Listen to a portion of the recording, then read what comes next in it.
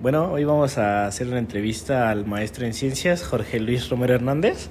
En esta ocasión hablaremos sobre el tema de materiales compuestos. Hola, profe, ¿cómo se encuentra el día de hoy? ¿Qué tal? ¿Qué tal? Muy bien, muy bien. Aquí Muy con bien. mucho calor. Qué bueno. ¿Nos podría dar una pequeña iniciación sobre qué son los materiales compuestos? Claro, mira, pues los materiales compuestos es una amplia gama de materiales que combina pues las tres principales categorías en los materiales que utilizamos en ingeniería, que serían los materiales metálicos, los materiales poliméricos, los plásticos y los materiales cerámicos. Entonces, un material compuesto es una combinación de dos de ellos, de tres de ellos o incluso más. Entonces, es muy común encontrar materiales que contienen tanto plástico como metal y otros materiales, ¿no? Okay. Dentro de toda esta gran variedad de materiales, ¿cuál le considera que son los principales tipos de compuestos que se utilizan para la industria actualmente? Híjole, está muy complicado porque hay muchísimos componentes, muchísimos materiales compuestos aplicados a infinidad de áreas. Entonces, por ejemplo, en el área aeroespacial, pues hay materiales compuestos de metal con metal, pero también los hay de metal con polímero o de polímero con cerámico. Y hablando únicamente del sector aeroespacial, pero si nos vamos a algo más cercano, digamos, industria automotriz, utiliza también una amplia gama de materiales compuestos. Si nos vamos a los más utilizados, a los más caseros, pues serían aquellos, por ejemplo, la fibra de vidrio.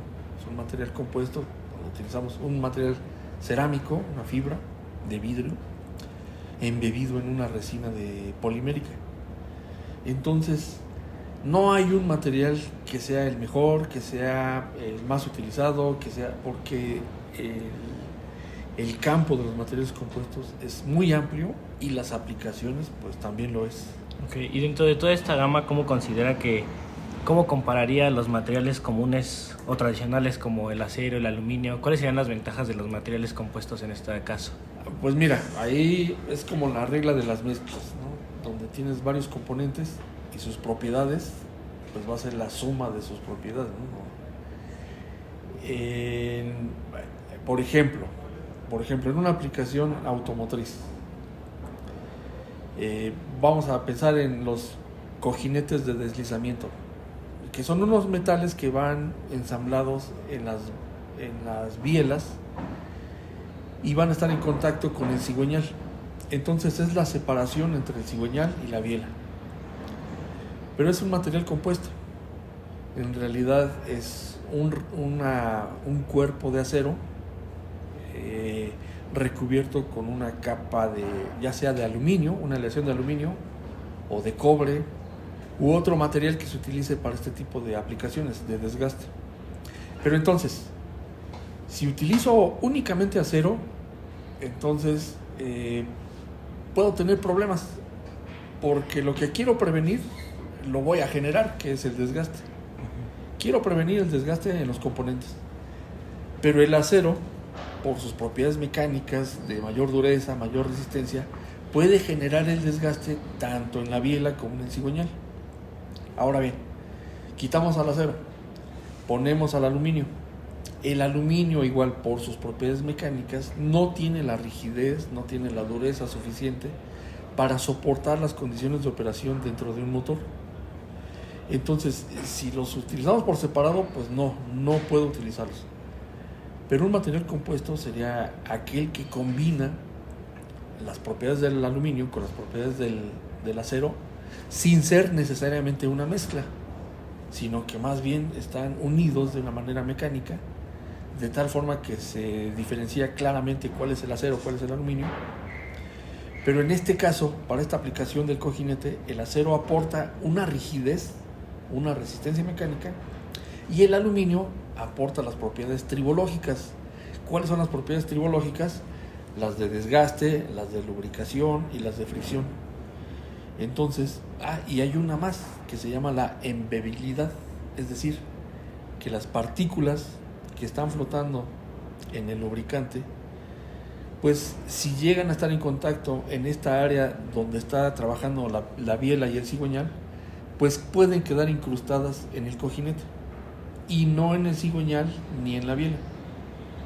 Entonces, todas estas propiedades de bebilidad, dureza, resistencia, estas propiedades en un material compuesto, pues no se parecen ni a las del acero ni a las del aluminio, sino más bien a la combinación de ambos.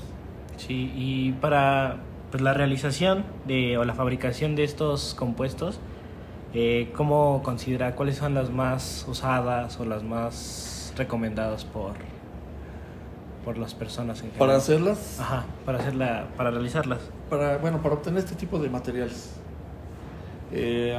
Como te digo, son muy amplios los tipos de materiales compuestos. Por ejemplo, un empaque de Boeing, de jugo, que están hechos como de cartón. La marca es Tetra Pak, y se trata de un material compuesto donde tenemos una capa de aluminio, unas capas de polietileno y unas capas de cartón. Entonces ahí los procesos de unión se hacen mediante procesos de laminación y calandrado. Pero si nos vamos a uno un poquito más popular, sería por ejemplo la fibra de vidrio, en el cual pues podemos hacer una infinidad de cosas con ellos, ¿no? Desde hacer una vasija, un contenedor, una cubeta, hasta cosas ya más grandes, ¿no? Una tina, una piscina.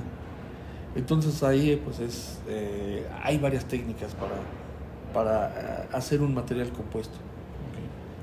¿Y cuáles son los principales desafíos técnicos o de diseño que puedan encontrar al trabajar con este tipo de materiales? ¿Y cómo se han abordado todo ese tipo de problemáticas?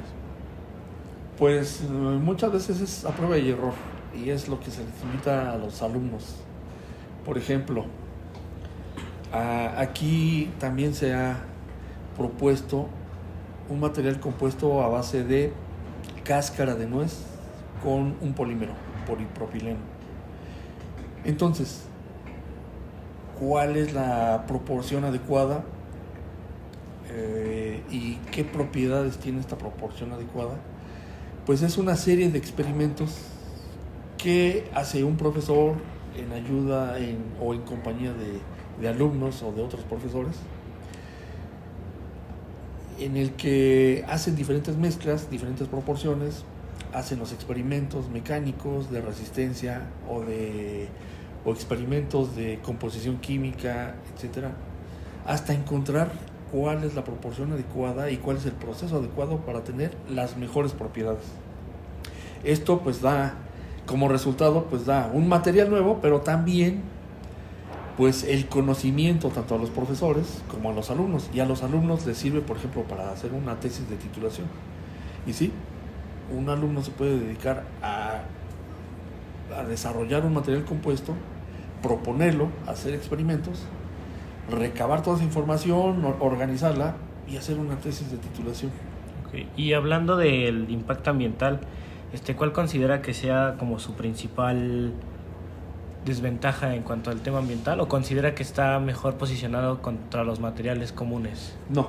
Aquí sí es un punto en contra, porque al ser un material compuesto, aunque físicamente podemos ver la diferencia entre un componente y otro componente de un material compuesto, no siempre es sencillo separarlos. Casi siempre es un material tan bien realizado, tan bien hecho, que tiene muy buenas propiedades, que separarlos es prácticamente pues difícil, no imposible, pero sí difícil. Por lo tanto, pues su reciclaje pues se complica, porque por ejemplo, si es un material compuesto de un polímero con un metal, ¿cómo lo vamos a reciclar? ¿Como metal o como polímero? Y si lo hacemos de alguna de esas dos formas, estamos mal, porque en realidad es un material compuesto. Okay. Entonces sí, el reciclaje de un material compuesto se complica un poco por su propia naturaleza.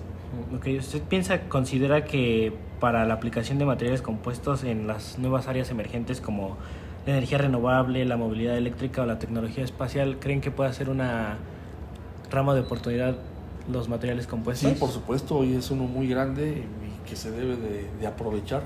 Hay un nicho ahí de investigación Por ejemplo, a nivel aeroespacial, pues hay materiales compuestos de metal con metal. Es decir, se utiliza una aleación ligera a base de aluminio, titanio, magnesio, pero ahora reforzada con pequeñas partículas. Estas partículas pues pueden ser cerámicas o pueden ser también intermetálicas. Entonces no es propiamente una aleación, sino más bien es un material compuesto de una aleación con partículas de refuerzo.